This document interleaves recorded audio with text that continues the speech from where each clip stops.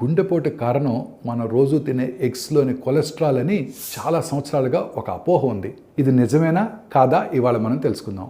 ఒక ఎగ్ గుడ్డులో సుమారు 186 milligrams of cholesterol ఉంటుంది.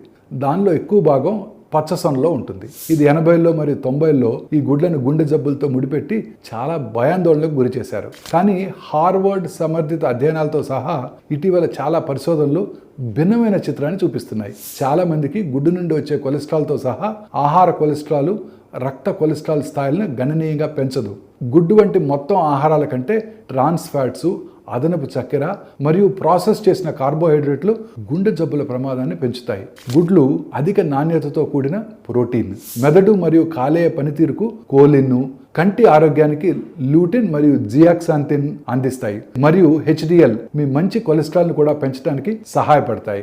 ఇవి ఐడిన్, ఫోలేటు మరియు B12కి